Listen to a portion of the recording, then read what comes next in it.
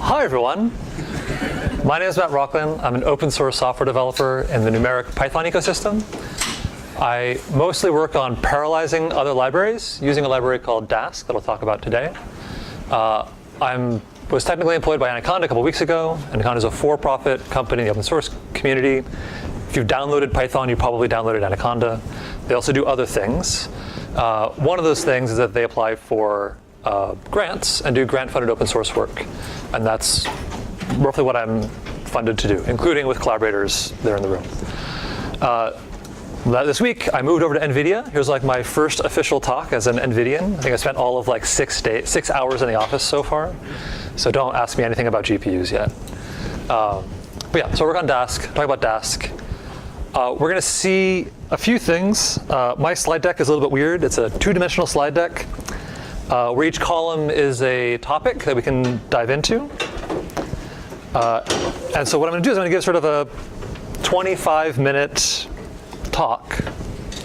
And then based on questions, we'll change things around and we'll sort of go into other topics. So it'll be sort of some talk, some examples, some questions from you all. Based on those questions, we'll have more talk. OK. So Dask is, we think of Dask as 2 things. At a high level, from a user perspective, it is a library which helps us use other libraries at scale. So we've combined Dask with NumPy, or Dask with pandas, to give the same pandas syntax, the same pandas API, same pandas semantics, but on larger data sets. We'll see an example of that in just a moment. We've combined Dask with NumPy to give a large multi-dimensional array objects. We can combine Dask with libraries like scikit-learn to do some scalable machine learning.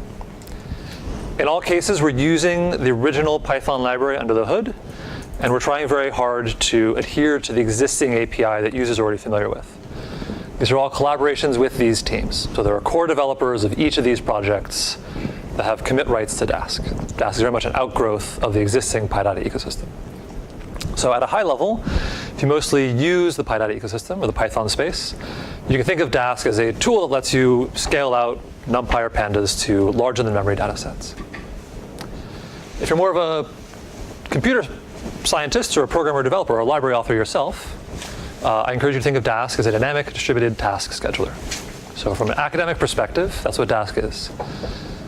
There are Dask libraries like Dask Array, where we write down high-level syntax. It looks like NumPy. All right, quick show of hands. Who here is familiar with NumPy?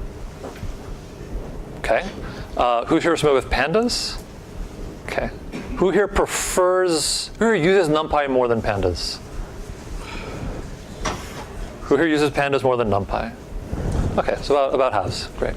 So everyone understands what this means, I guess.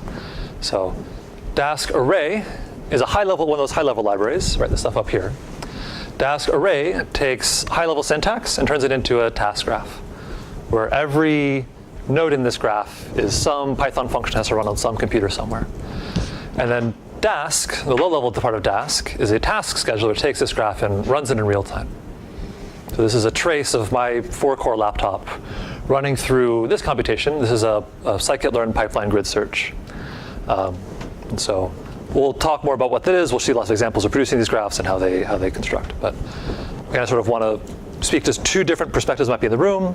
Either at the high level, you just want to write this kind of code. Hopefully this looks mostly familiar to you with a couple of extra changes.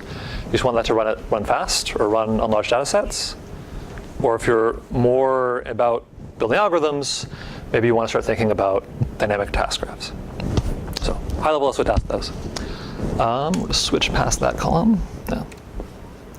So we originally built Dask to parallelize NumPy and pandas. And I'm going to show you sort of at a high level how those are organized. So here's Dask Array. One Dask Array is a multi-dimensional array that's composed of many NumPy arrays. So you might have a NumPy array on every computer, or you might have NumPy arrays that are going to be lazily loaded from disk.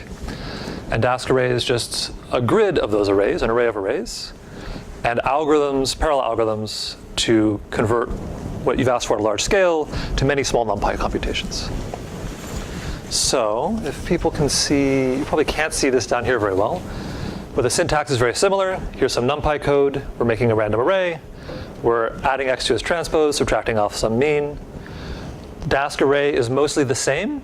There are a couple of small differences, like you might specify a chunk size, but it's generally speaking the same API.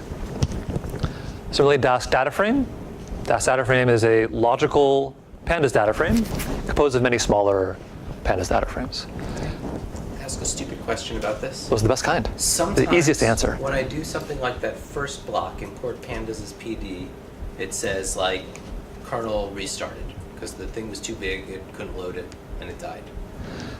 Is there a way to think about that second block where if I did the same thing with Dask, it wouldn't die? Yeah, so great question. Right, so let me answer your question while presenting, while waving my hands over here.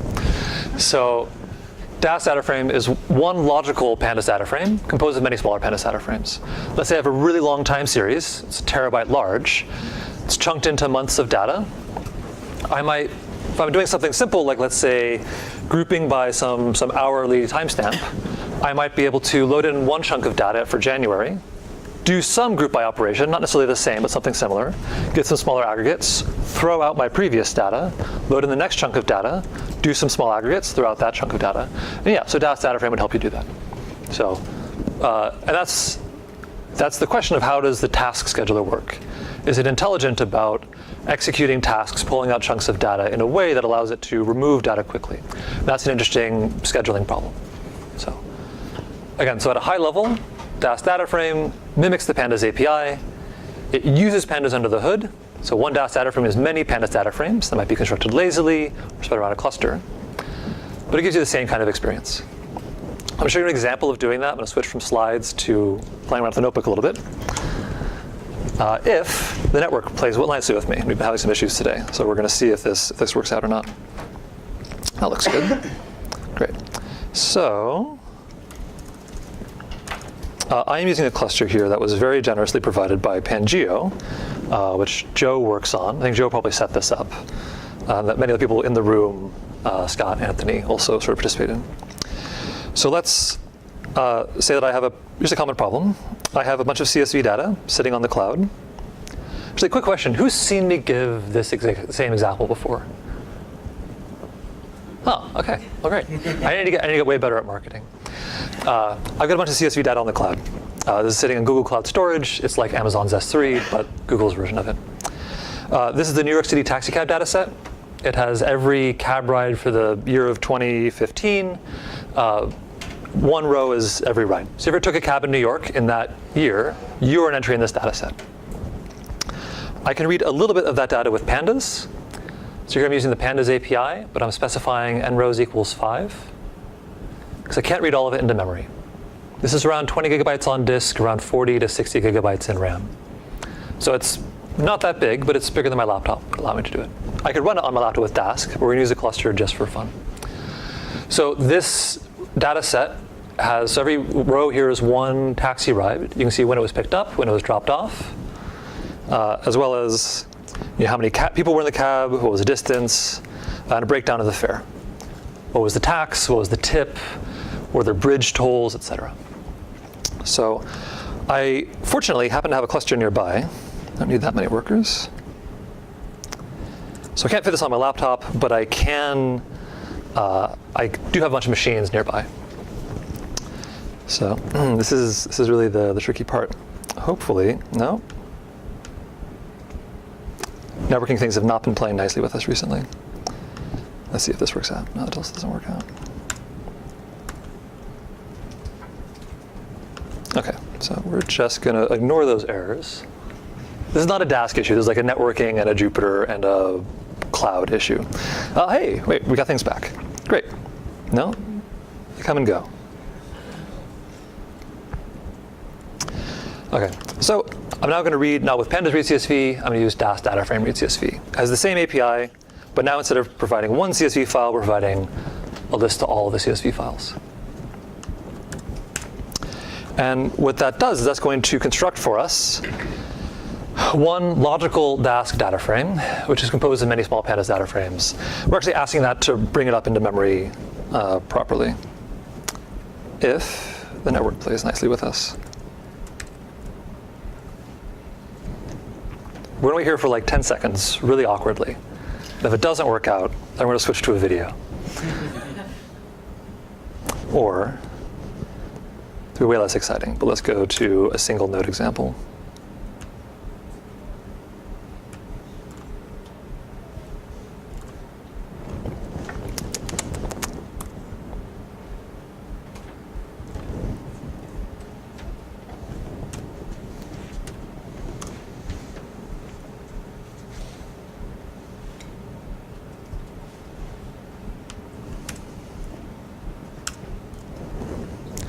Okay, that seems great. Need to refresh the page. So what we're seeing here is we're seeing the activity. So I've asked Dask to persist this Dask data frame object in RAM. What it's doing on the right is it's enacting that for us. So in the busy plot on the right, every line corresponds to the activity of one core of my cluster. My cluster has something like 40 cores in it active right now. Every blue box here, corresponds to some Python function that was running for some time on one of those cores in one of those clusters. So those boxes might have been things like go to GCS and pull down a block of bytes, corresponding to some chunk of one of my CSV files. One of those chunks might have been take that block of bytes and parse it into a pandas data frame. So in this way, we've broken up our 12 CSV files into hundreds of pandas data frames that are now strewn across memory on our 20 or 30 different computers. So we have all these pandas data frames sitting out there now. And to manage all those pandas data frames, we have an object here, this df object, which is a Dask data frame. The Dask data frame should be familiar to you. It should have the same APIs as pandas. But when it does things, it asks all those workers to execute that computation for us. So I might do something simple like compute the length of that data frame. And it gave me back an answer. There are 140 million rides in the city of New York for 2015. And it gave me that answer by doing a very simple MapReduce style computation. So at first, I'm going to zoom in here a little bit. At first, it computed the length of all the intermediate pandas data frames. Those computations were all very, very fast. Here, one of those length computations took around 70 microseconds. And then it communicated all those results to one machine. That took in the sort of tens of milliseconds. Then it computed some aggregation over them. Okay, so this is a very sort of classic MapReduce algorithm. We can compute the length of the whole data frame by computing the length of all the intermediate ones and adding them up. With something more complex, let's see how well New Yorkers tip. So I'm going to construct a new data frame and again make a new column, which is the tip fraction, which is the tip amount divided by the fare amount. So was it a 10% tip? Was it a 20% tip? We're also going to remove some bad rows. There were some free rides in the city of New York. I'm not quite sure why. Also, I think all cash rides end up being tip 0. They just don't record the tip. So we're moving out some bad data, sort of classic standard Panda stuff. Is there a reason for creating a new data frame here? No, we could do it either way. Just have a column. We can do fully, yeah, it's fine either way. Then I'm going to group by the hour of the day and then compute the average. So we're going to see how well New Yorkers tip based on the hour of day. At noon, were the tips different from at 5 p.m., different at 5 a.m. So again, this should look familiar to most people if you're familiar with pandas. But what that did is that constructed a large task graph with a few thousand tasks. And then we asked all of our workers to compute those tasks for us. Okay. So in around 12 seconds, we got our answer. And now we can plot it just with normal pandas style plotting. And we see that New Yorkers tip pretty well on average. It's around 25% on average. With this very curious spike here at 4 a.m. Right? It's like 38% on average. So if you're a cab rider, it might be pretty good to be working late at night. Right? So this is what we want to see. Right? We have sort of normal pandas style code. It looks and feels familiar to us, but it's running across many machines. Yeah. Is it possible to apply a function to every single row of a data set or? Yeah, so the question is, can I use pandas apply? Is that method available to me? The answer is yes, because our data is just a bunch of pandas data frames, and it's pretty easy to tell all of our pandas data frames. So it will know how to serialize the function, send it to worker nodes, and pass packet there. Yeah. So Dask handles serialization, networking, all of those things. And the Dask developers are maintainers of libraries like CloudPickle, compression libraries like LZ4, lots of other things. So in working on Dask, we actually spend about half of our time making the rest of Python sort of amenable to being parallelized. So a couple things came up. I give this example once a week, pretty much. So at a conference one time, and the guy says, well, you know, early in the morning, that seems sort of odd, that 38%. I suspect that that's a lot of short rides where the variation is very high. And so we sat down and we added a line here of, so df2 dot, I think, trip distance is greater than 1. So we're going to add a new line and just filter out all the rides that are less than, let's say, 2 miles. We're going to run it again. So again, you know, there's thousands of little tasks that are running around my cluster, running 5 seconds later. We can go and look at the answer, and we see that, you know, the person's suspicion was correct.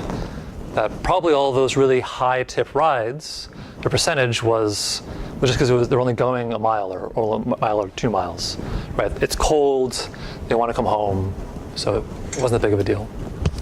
So we got to investigate our data set quickly, even at scale. I'm going to do one more thing while I'm here. So I want to show you the task graph that was produced as we were computing this.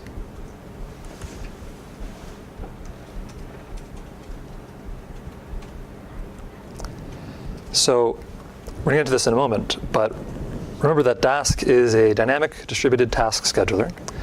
And so when we do something like we compute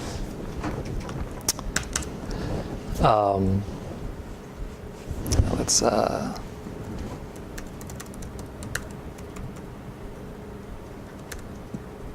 wait, hold on, this df2 and hour.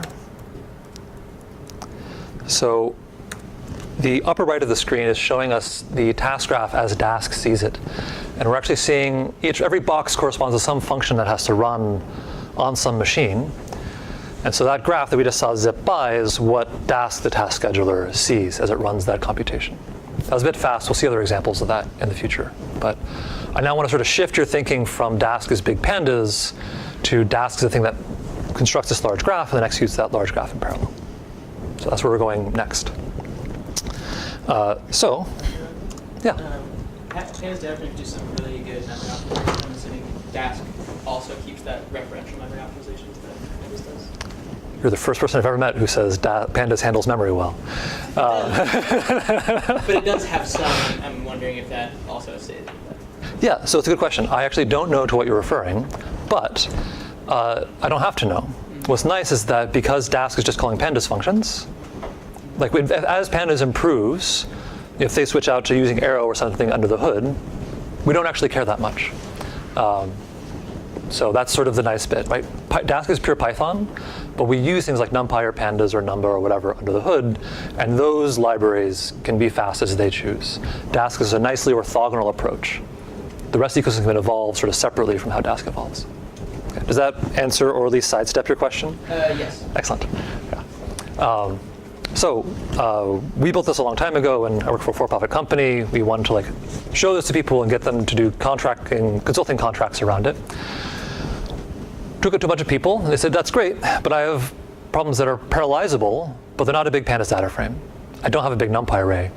I've got this for loop code, or a much more complex version of this for loop code. Got a couple collections, I've got some nested for loops. Based on some condition, I'm calling one function or the other. Can you parallelize that for me? And at first, we tried to sort of coerce this into being a data frame problem. We took 2 data frames and tried to join them and tried to filter them. That was just very awkward for everybody. What we found is that the task scheduler, the thing that's managing that graph, was entirely capable of handling this problem. There's a lot of parallelism available here. But the high-level abstractions we had built on top of the task scheduler, the sort of big pandas and big NumPy abstractions, those were getting in the way. We didn't want the algorithms that those gave to us automatically. We wanted to build our own. And so there's other mechanisms in Dask to construct task graphs more manually. So here's one such mechanism, is Dask delayed. If you annotate a function, you get a new function, which is lazy. And then as we run through our code, we just build up a task graph of our own. Then we can execute that on the same machinery that we just saw, using the function serialization and the networking and the parallel computing, but not using all the pandas algorithms. We sort of cede control of the algorithms to the user, but give them resiliency, parallelism, etc. I'll give you a good example of that in another example. Hopefully that'll be more clear in a moment. So I have here 3 functions which sleep for a random amount of time, and then add 1 or subtract 1 or add 2 numbers together. You should fill in these functions the things that you do. Maybe this is load data from database and then train on machine learning model, or predict from machine learning model, or run some neuroimaging function. But some small function is going to run. You're going to call many times in parallel. So I can call those functions in normal Python. They'll take somewhere between... We don't have a kernel right now. Okay, let's just go to this one.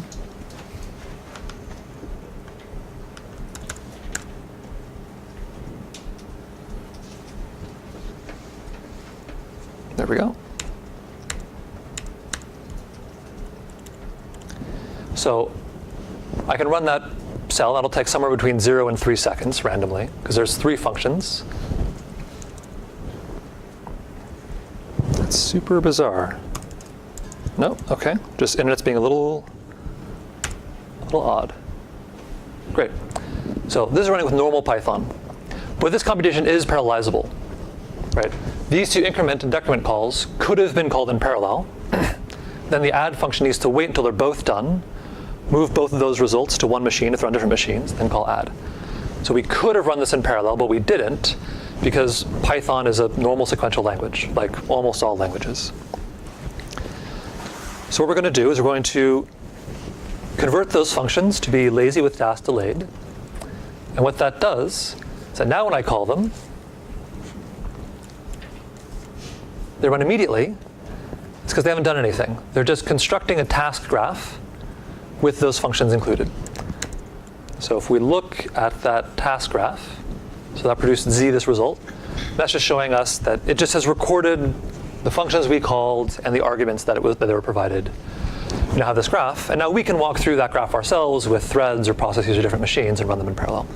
This approach is very common. You'll see this in lots of libraries. We'll annotate functions and construct task graphs lazily. So I'm going to run that now just locally. And got our answer 3. And we saw on the dashboard that we ran decrement and increment at the same time. Increment took around 480 milliseconds. Decrement took less. And then eventually we called add on the results. So we were able to do the same code, right? From a user perspective, it's the same code, but we got this parallelism out of it for free. If we were to look also at this graph representation,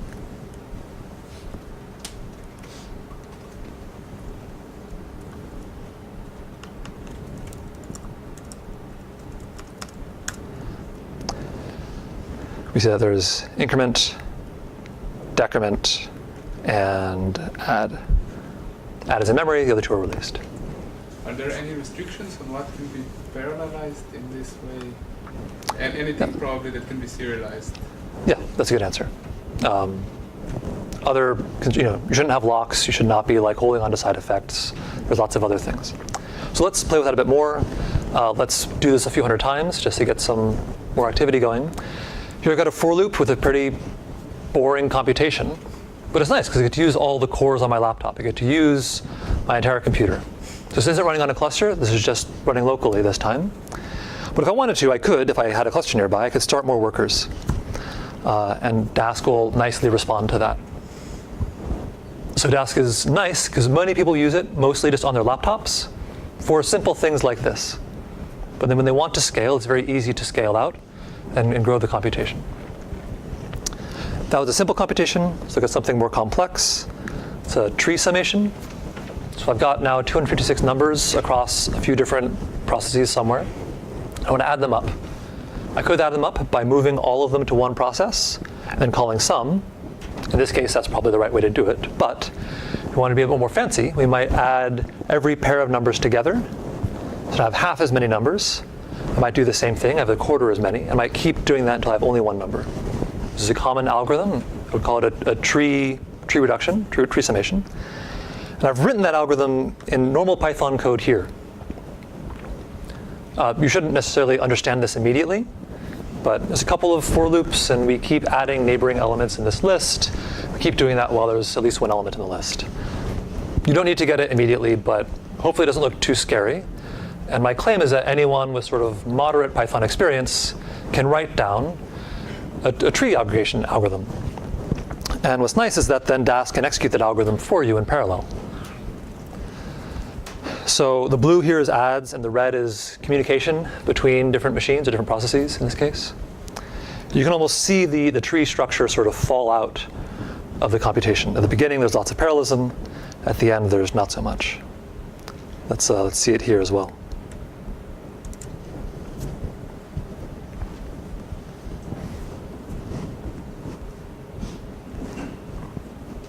So Dask nicely separates out the construction of the algorithms from things like, which is something that many scientists or algorithm developers want to think about. It separates it out from topics like networking and compression and resiliency and load balancing. Dask thinks about all of those things. The scheduler thinks about those things. And so it's very nice for algorithm developers because often there's sort of a cultural separation between people who think about network sockets and people who think about algorithms. Sorry. If there were like an exception in one of the nodes or in one of the steps, what? Yeah, so the question is, what if one of my workers fails? Yeah, so Dask can respond to that, and any data that was on that worker will be recomputed somewhere else. And if we need to recompute other things, we'll recompute those things. So. How well does Dask scale with the number of tasks in that tree? So I vaguely recall about a year ago trying to run 100,000, import 100,000 files that then led to another map of 100,000 so, and it got stuck just constructing the tree. Yeah, that's fair. So Dask, you should think of the task as taking an overhead of somewhere like 300 microseconds today. Let's call it a millisecond. So if you have 100,000 tasks, then that's going to be around 100 seconds of just sort of sitting there waiting while we construct the metadata. And so that can sort of destroy the pleasure of using your computer. If you do that many times, that can be more complex. Each task also has about a kilobyte of RAM. So 100,000 is now 100 megabytes of data. That should be fine. But if you get sort of up to millions, it can become sluggish pretty quickly. Yeah. So you might have a task that reads 10 files or 100 files and have only 1,000 of them. So that's the advice to try to merge. That's one approach. Yeah, there's lots of ways of getting around your problem. I'm happy to chat afterwards if you're interested. Yeah. Okay, so we've seen Dask work in a couple of ways. We've seen it work with replacing existing libraries and being big versions of those libraries. We've seen it doing just basic task scheduling. Okay. I think I'm going to show, actually let's maybe stop now and have a few minutes of questions. And based on those questions, we can go somewhere else. So, questions? Can this be abused to just be converted into a workflow engine? Yes. So, yeah, that's common. and what's the best way of handling that? Because I've got like some Python code and then a bunch of existing scripts to run, and then again some Python code, and again some existing scripts to run. Let's chat afterwards. It seems like a focus thing. Is anyone, yeah, I was going to say, is anyone who hasn't asked a question want to ask a question? And you are such a person. Yeah, I'd like to ask about, so there's your demos have a little bit of this feeling of like a cooking show where you've done something complicated in advance and now you're just doing like the last step, and there's all this setup stuff. Yeah. So that stuff is annoying. It's crazy hard. The setup is annoying. You know, all these things you have to like play with. It's just annoying and it's different. Yeah. Blah, blah. The question is whether there's some way to make all that easier with Python API, where all I give you is my credentials, because those are easy to get. And a cluster just appears somewhere on Yeah. that code. So let me answer a totally different question, which is how do I set up Dask? And then I'll answer your question, which would be that someone should make a company to do that. Yeah. Or like some cloud vendor will make something, or maybe we'll make something in public. But we should have that conversation. But let me answer the question you didn't ask, which is how does one set up Dask? Is that fair? Great. Okay. Okay. Yeah. So you can pip or conda install Dask. It's a Python library. It's pretty easy to install. If you have Anaconda, you already have Dask. Then, because you already have Dask, on one machine in our cluster or on my local machine, I need to create a Dask scheduler process. This is the one that's going to coordinate all the other workers. Actually, let me stop that and go back over to here. Say that Dask is a centrally managed distributed system with many workers that are going to do the work, hold on to the data, and communicate to each other. One central scheduler is going to tell everyone what they need to do. And then the client, which is us. That's on our Jupyter notebooks or on our Python scripts, et cetera. So I'm going to set that up locally. We'll see how that works. Then we'll talk about how that's actually done in practice. So on one process, on one machine, my cluster, or just locally on my laptop, I create a scheduler. I then make a worker process, and I give it the address of where that scheduler lives.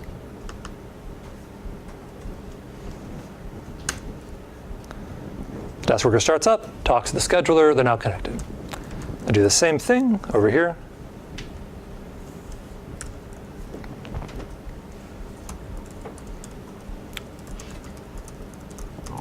And then from my Python process, or where we're actually going to do work, and import up a client, and also give it the same address. That client knows that there are two processes that are running. There's sort of eight cores total.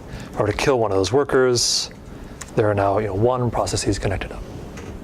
So in practice, this is what you could do. You could SSH into all the computers in your lab.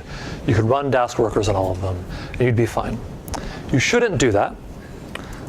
If you're going to do that, there's a Dask SSH command, which you can use instead, which is easier.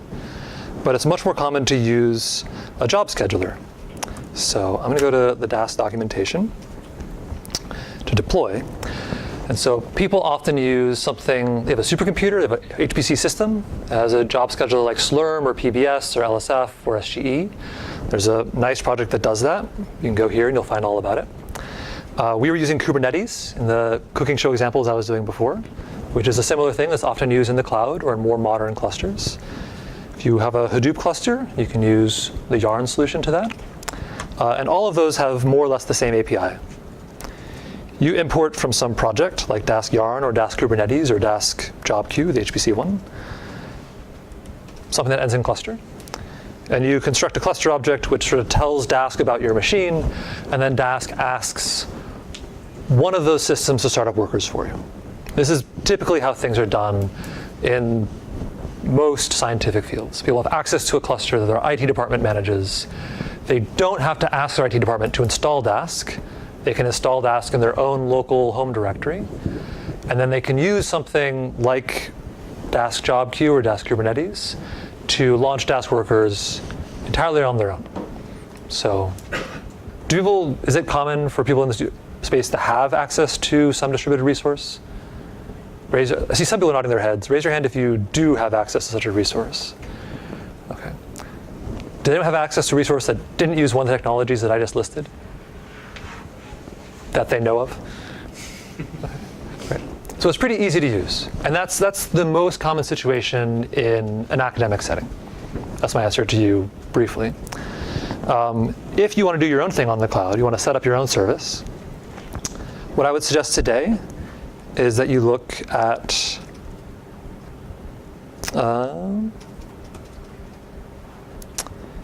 the cloud deployment solution. And most cloud services run Kubernetes as a service, and we would just have you do that. And in like an hour, you can go from not knowing anything to running something of your own pretty easily. You can also use Pangeo, which is a great way to get something running pretty quickly, which is what I did. Yeah, I mean, there still seems to be a gap for, let's say I develop software and I want downstream users who don't want to know anything about Kubernetes Yeah. to use Kubernetes Yeah. with Dask. There seems to still be a gap. I Yeah. want them to be able to pip install something, enter their cloud credentials into a call to some Python command, and have all the rest just fall out. Yeah, so that does not exist. I agree it would be useful if it did exist. Most people who've built those services end up charging money for them. Like, I'm not saying people couldn't build that service for free, but it is work to build and maintain those things. So, or like Google might do it, or Amazon might do it, right? So you can go onto Amazon, you can use EMR, Elastic MapReduce, which will give you a yarn cluster for with like a point and click interface, and you can launch Dask on that pretty trivially. So maybe that's the answer. Use EMR or Cloud Data Proc, I think it's called, which is a managed yarn point and click interface, and you can get access to it there. If you're running one of the HPC servers, is there any authentication between workers and this driver? You can use Somebody else cannot come into my port. Dask supports security things like TLS. If you want to sort of go that route, you could. There's no other authentication past that. But like with defaults, so looking at the default deploy, let's say cluster equals biggest cluster, does that set up some authentication by default, or do I have to add something to user? Do I have to do something special to When you are creating your workers, let's maybe chat about it mostly afterwards. When you're creating your workers, you're giving them your address. They're going to phone home. Someone else with nefarious purposes could also phone home to you. Dask is not secure in that way, unless you use secured communications like TLS or SSL. You might think of it. Okay, I'm going to switch back into talk mode for a moment, and we'll talk about a couple of different things. Let's see what happens with the schedulers. So you can also use Dask not with a cluster. It's very trivial to just use. It'll use a thread pool locally. You don't need to think about clusters at all. Just uses the cores on your laptop. That scheduler's been around for a long time. We actually started just focusing on single machines. Super stable. Most Dask users just use this. I'm going to give a quick example of what happens inside of a distributed scheduler and the sort of relationship between the three players. It's sort of fun to see a little bit. So down at the bottom, that's us, that's our client. We've used Dask Array or Dask Data Frame, and we've constructed a task graph. We then send that task graph into the scheduler, which is aware of how those tasks are. It has seen that there are 3 tasks at the bottom, which it can run immediately, and has portioned those up across its 2 workers. Got 2 workers connected, they're going to do some work. They do some work, so blue is now finished. This worker has finished 2 tasks. This worker hasn't finished its task yet. The scheduler is made aware of that, and it sends this other task is now available to run. It looks at these 2 workers and said, oh, where should I send that? Should I send it to the bottom one? Because it has not as much work going on. There's not as much data taken up here. But all the dependencies of that data are already up on this worker. I should send it up there. And figuring out the right place to send data, here it's pretty obvious, but in general it can be a complex question, especially if you want to answer it with a 300 microsecond budget. So that's like the hard part of Dask, answering the where should this task go in a small number of microseconds, even when you have a graph of size millions. So this worker finishes, same thing happens, he gets this other task over here. Okay. The client, this may be hard to see down there, but the client was also informed at the same time that those tasks have finished. Even though the whole computation hasn't finished, the client is now aware of it, and it says, oh, I noticed that these results are kind of nice. I want to do some extra work. I want to add a little bit of work up here. So it adds a bit more work to the graph. And you can do that real time while things are computing. That work gets allocated. Some data gets removed. We no longer need this piece of data anymore, so we remove it from memory. Maybe some other client shows up, so many people can talk to the same Dask cluster if they need to, and it submits some other work, and that work gets load balanced nicely. And so again, it's sort of the job of the scheduler to figure out, with all these different workers, how should I send data, where should I send them to, who do I inform that things have finished. It's a very effective secretary, or like a switchboard operator. Eventually, this conversation goes on for a long time. There's lots of computations, a new worker has joined. a lot of data is finished, a lot of data has been removed, or the red stuff has been removed. And then suddenly, one worker goes away. And all of the data that worker had is also, sorry, in this case, a client went away on the bottom. And so Dask garbage collects, says, oh, no one needs this data anymore. I'm free to remove it from my cluster. And it cleans up things from the workers, keeping space nice and free. Then a worker goes away. And so even though someone wanted this computation up here, they wanted that result, presumably that client wanted this result, that result went away when this worker died. And so we need to recompute everything. So the scheduler goes through that process of recomputing and having the other workers do that work. So this is sort of the bookkeeping process that the distributed scheduler goes through. This is what any distributed system goes through. This is how TensorFlow works. This is how Spark works. They all do something like this internally. The difference with Dask between those things is that Dask exposes this layer to people. So it's easy to build other things. Remember, Dask was designed to build other parallel libraries. It wasn't designed around just doing data frames or just doing deep learning. It's more sort of general purpose. So it'll be worse at those things, but ends up being better at doing other new things. So that's a distributed scheduler. I think we'll take one more question, and we'll switch to a geoscience example, and maybe talk a bit about open science for a bit. Any other questions about any of that? Yes? So for processing the data that is variable, Mhm. if you're doing this locally, is it more or less the same as loading everything within RAM? If the RAM is not enough, is it going to explode? Yeah, that's a good question. If you're using the sort of threaded scheduler, yes, RAM will explode. You should not do that. You should only persist data that can fit in RAM. If you're using the distributed scheduler, it will start to push some of that excess data onto disk. So it will degrade in performance. It'll be a lot slower if your disk is slow, but it will work. And does it put it in like temporary files? It puts it into temporary files on your hard drive. Yeah, and those files are cleaned up very carefully when things are removed. So yeah, that's a good question. Users, it turns out, can do lots of things. They can persist terabytes onto their laptop. And degrading performance cleanly ends up being really important. Protecting users from themselves, or giving them feedback, that bad things are starting to happen is really valuable. We saw that a little bit of that with the dashboard. There are various alarm bells that will start yelling at you if you start doing some unpleasant things with Dask. And the dashboard has really been mostly our solution to helping people understand what's going on. So there's many other plots we're not showing here. Here's the memory use on all of our workers. Let's see if we can bring that up. No, that didn't work at all. And this will go red and show memory use across things. So there's lots of alarm bells that show up. Yes? I kind of have a high-level question about, do you have any sort of tracking or ideas or remarks on somebody walks in the door, the Dask door, without knowing anything? And what sort of path do they take to learn it? How long does it take to become an expert? Was it a good experience? Is it, tell us about how somebody gets to the point of being facile with this excellent system. Yeah, that's a fair and a very hard question to answer. I don't have a good answer to that question.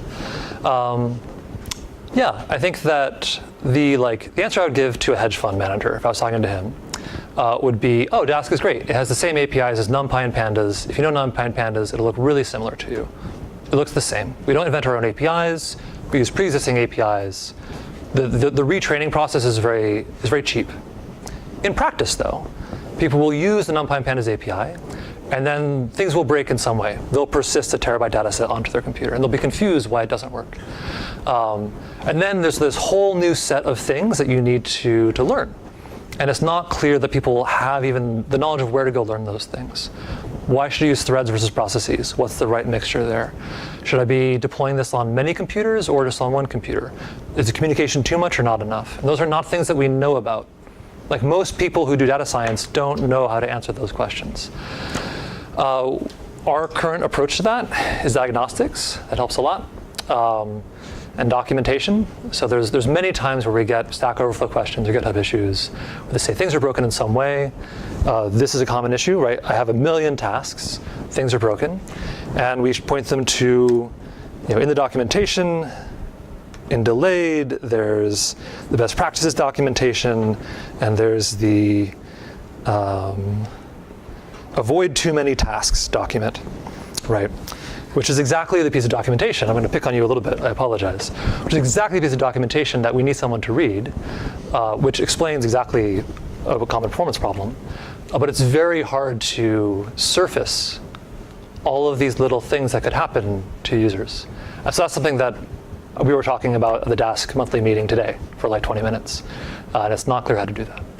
So I don't have a good answer for you. Right, so the O'Reilly book doesn't exist yet. There is a book, but it doesn't talk about these things, right? Like, there's talking about like microsecond task overhead is not an exciting topic for a book, right? No one wants to hear about that. The fact that like InfiniBand exists on some machines and on others is like not an exciting topic to talk about. Yeah. Okay. If the network behaves, or if my computer behaves with the network, I want to show you an example that. Did you set this one up, or is this Ryan? Right. Okay. That a colleague of ours set up. That has a nice, I think, open science message to it that I want to share a little bit. So this is going to use not NumPy or Dask data frame or pandas. This is going to use Xarray. So many projects use Dask today, not just NumPy, pandas, scikit-learn. Xarray is one such project that is Daskified, can be run across a cluster, using Dask array a lot. So I'm going to load up, I think it's the sea level altitude over time. So we're going to see sea level rise. This is a big-ish data set.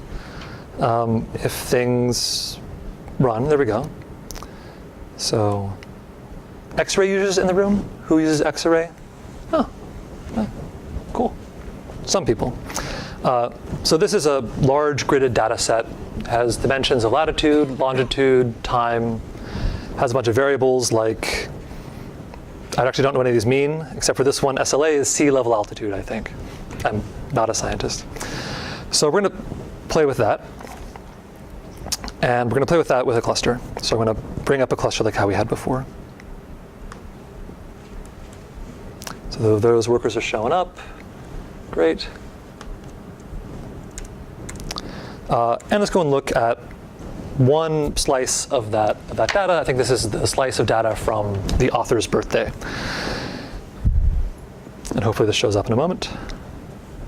Great.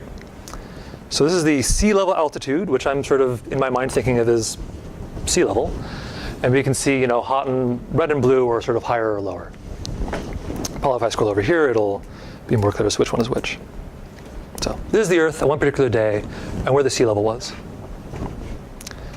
Now we might want to do something. Oops, don't want that present. Great. So we're going to load that data from the cloud. This is a bunch of numeric data flying in from Google Cloud Storage and filling up memory on all of our various workers. And what we're going to do is we're going to compute the average of that sea level across latitude and longitude. So we're going to see how much the sea level has changed over time.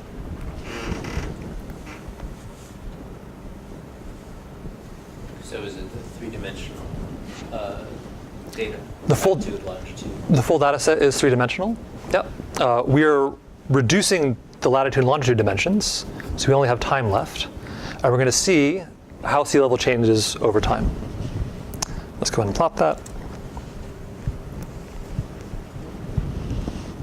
So we can see a couple of notable features. We can see that there's a sort of a cyclic breathing over time.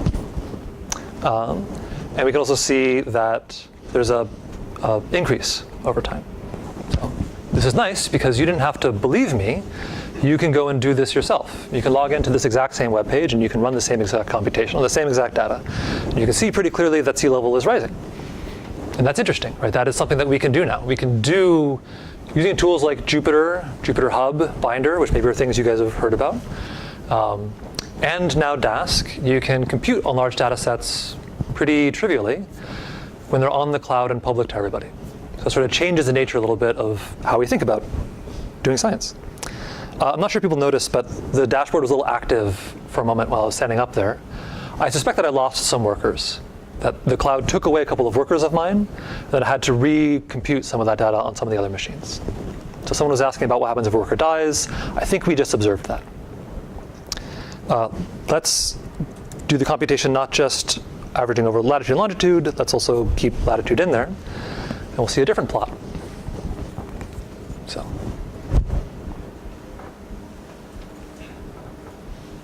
Once we wait for those progress bars to finish, we'll get a nice plot up here. I would guess the units are meters, right? I don't know. Ask Joe. Something like that. Yeah. It does say meters there on this next plot. Yeah.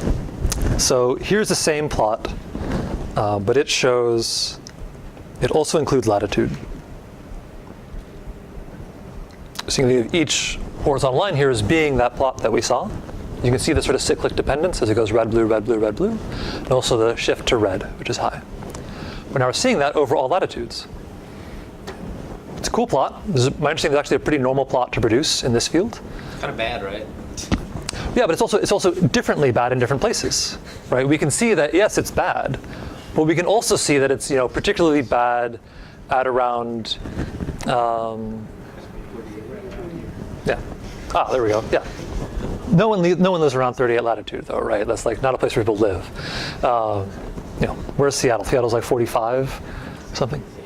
47. So where are we? We're up here, right? It's not that bad. It's not as bad as other places. Seattle might be a bit better than someplace out in the global south maybe. So this is cool, right? We did like a very small change. We were able to analyze this large data set that was previously inaccessible to us. Previously, people would have to write an MPI program, do some custom work, try to produce this plot, and we can now produce these plots pretty easily. This is all available at Pangeo, which anyone can log into and run. If you want to run anything that I just ran here, you can go to memrocklin/demo binder. And if you scroll down a little bit, you press this big button. That will launch exactly the same environment that I did all these examples from. So this is something that we work on in the Pangeo project, is combining tools like JupyterHub and Binder and Dask and Xarray to do some of these large geoscience computations and make them accessible. We want to reduce the barrier to entry so that anyone in this room who's raised their hand about NumPy and pandas, they can do that on a terabyte of data pretty easily. And I claim that up to sort of the terabyte scale, we have succeeded, and that you can do those things, and with lots of other tools as well. So that's the end of my shtick. People are interested in more information, they can go to dask.org. There's a lot of things there. Finally, let's navigate over here. Yeah, so Dask is neat. You should maybe consider using it. JupyterHub, Pangeo is also neat. There's some stickers over there in that corner. I also am now suddenly in this new company, this big tech company, I'm now hiring. It's the first time I've ever been able to say that at a talk. So if you care about this sort of thing and you are looking for jobs, let me know. Quitting academia is an excellent choice. I did a really, really poor postdoc for about 6 months. I quit. My life has been so much better ever since. Like a ton better. Way more impact, way more money. It's just way better. But that's it.